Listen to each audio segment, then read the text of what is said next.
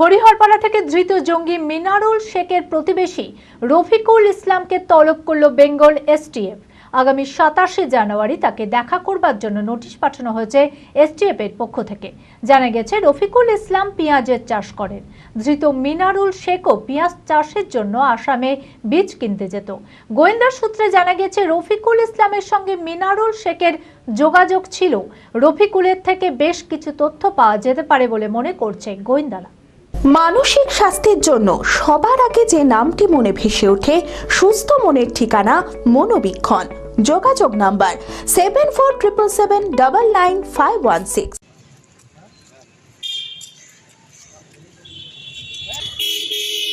গত ডিসেম্বর মাসে হরিহরপাড়া থেকে জঙ্গি আব্বাস আলী ও মিনারুল শেখকে গ্রেপ্তার করে আসাম এসটিএফ।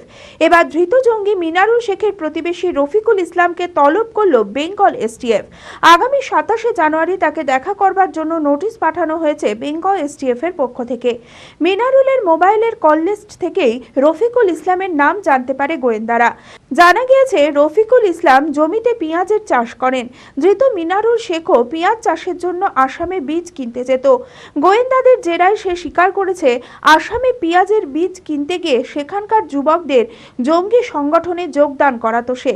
সেই কাজের সঙ্গে কোনোভাবে মিনারুলের প্রতিবেশী রফিকুল জড়িত কিনা তা খতিয়ে দেখছে তদন্তকারী আধিকারিকরা। আর এসটিএফ এর নোটিশ পাওয়ার পর থেকেই চরম উৎকণ্ঠায় রফিকুল।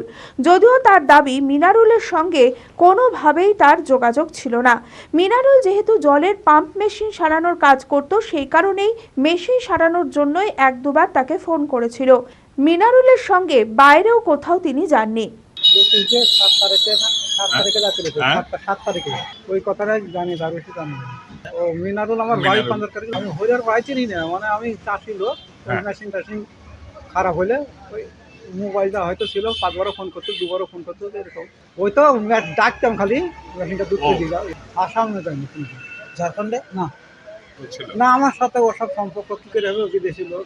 আর বাড়ির 5 দরকার তো একই তো বাড়ি, বলতে হবে না। ওসব সম্বন্ধে তো আমার আলোচনা নাই। চাইছি আমি যেন মুক্তি পাই। আমি দোষ করিনি, ঘাট করিনি, কিছু না। যদিও স্থানীয় তৃণমূল নেতা ও রফিকুলের প্রতিবেশী শাপিনুল বিশ্বাস বলেন, রফিকুল ইসলাম অত্যন্ত সাদামাটা মানুষ, জমি চাষাবাদ করেই জীবনযাপন করে। ধৃত জঙ্গি মিনারুলের সঙ্গে কোনোদিনও তাকে দেখা যায়নি। তবে তদন্তের স্বার্থে অবশ্যই এসটিএফ এর সঙ্গে তার দেখা করা উচিত। বিষয়টা হচ্ছে, আমরা তো এই বিষয়ে কিছু জানতামই না। এর আগে আমাদের একটা ছেলের মাগুরার মিনারুল বলে একটা ছেলেকে এসটিএফ আসাম ধরে নিয়ে গেছে, সেটা জানতাম বা শুনেছিলাম। পরবর্তীকালে গত রাত্রে শুনলাম 11টার দিকে আমি যে আমাদের গ্রামেরই মানুষ, আমার প্রতিবেশী রফিকুল ইসলাম, পিতার নাম আরমান শেখ, তাকে এসটিএফ, পশ্চিমবঙ্গ এসটিএফ তার বাড়িতে এসেছিল এবং তাকে নাকি নোটিশ দিয়ে গিয়েছে 27 তারিখের আগে দেখা করতে হবে বলেছে। এখন এই বিষয়ে বলতে গেলে আমাদের যতটুকু জানা, প্রতিবেশী হিসাবে আমি ছোট থেকে ওই গ্রামে মানুষ হয়েছি, পাশাপাশি থেকেছি, তাতে এই রফিকুল ইসলাম মণ্ডল নিঃসন্দেহে ভালো ছেলে, এটা আমরা মনে করি। কোনোদিন কিছু দেখিনি, ওর নামে থানায় কোনো এফআইআরও নাই, কোনোদিন একটা 117 কেস হয়নি। বা ওই ছেলেটা আমার মনে হয় যে আমি কোনোদিন ওকে প্যান্ট পরতেও দেখিনি, স্যুট যাকে বলা হয় স্যুট প্যান্ট, সেই স্যুট প্যান্টটা আজ পর্যন্ত আমি কোনোদিন ওকে পরতেও দেখিনি। তেমন মোবাইল ব্যবহার করতে দেখিনি। হয়তো ছেলের মোবাইলে ফোন টোন করতে পারে বা একটা মোবাইল থাকতেও জানি না আমি। একেবারেই মানে সৎ ভালো মানুষ হিসেবেই চিনি এবং একটু কী বলবো, একটু অন্য ধরনের মানুষ আর কি। যেহেতু রফিকুল ইসলাম মণ্ডলকে এসটিএফ ডেকেছে, নিশ্চয়ই কোনো কারণবশত ডেকেছে, সেটাও যাবে, আমি মনে করছি যাওয়া উচিত এবং যাবে। সে জিজ্ঞাসাবাদ করবে, যদি নির্দোষ হয় অবশ্যই ছেড়ে দেবে, তো আমি মনে করছি নির্দোষ হবে। মিনারুলের বাড়ি, ওর বাড়ি 50 মিটার দূর। মিনারুলের সাথে যোগ বলতে গেলে শুনেন, মিনারুল তো মেশিন ছাড়তো।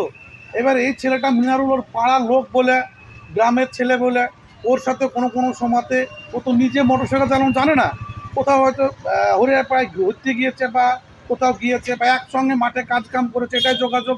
তাই বলে এটা কিন্তু আমি যা খোঁজ নিয়ে দেখেছি, তাতে মিনারুলের বাড়িতেও ঘন্টার পর ঘন্টা বসে থাকা বা মিনারুলের সাথে কোথাও যাওয়া, দেশ বিদেশে যায়নি কোনোদিন। বা এসব ছেলে তো এমনি বাবার কিছু সম্পত্তি 2-5 বিঘা আছে, সেই মাটি খুঁটিয়ে খাওয়া লোক, মাটি কামড়িয়ে খায়, মাঠে আবাদ টাবাদ করে খায়।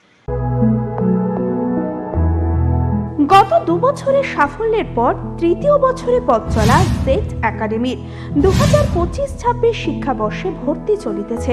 আমাদের সুবিধা ডিজিটাল ক্লাসরুম, 24 আওয়ার্স সিসিটিভি, ছেলে ও মেয়েদের পৃথক ক্লাসরুম ও হোস্টেল, নিয়মিত DPP, problem solving and doubt clearing class, কলকাতার অভিজ্ঞ শিক্ষক মণ্ডলী, স্বাস্থ্যসম্মত রুচিশীল খাবার, নিট বেসিস পড়াশোনা, কালচারাল অ্যাক্টিভিটি, গেস্ট টিচার দ্বারা মোটিভেশন ক্লাস, সবুজে ঘেরা পরিবেশে 24 ঘন্টা বিশুদ্ধ জল ও বিদ্যুৎ পরিষেবা। একাদশ শ্রেণীতে ভর্তির অ্যাডমিশন টেস্ট আগামী 9 মার্চ 2025। 2026-এর নিট ও জেইই পরীক্ষায় সফল হতে আজই আসুন। আমাদের ঠিকানা জেড একাডেমি, সারগাছি রামকৃষ্ণ মিশনের সন্নিকটে, বহরমপুর, মুর্শিদাবাদ।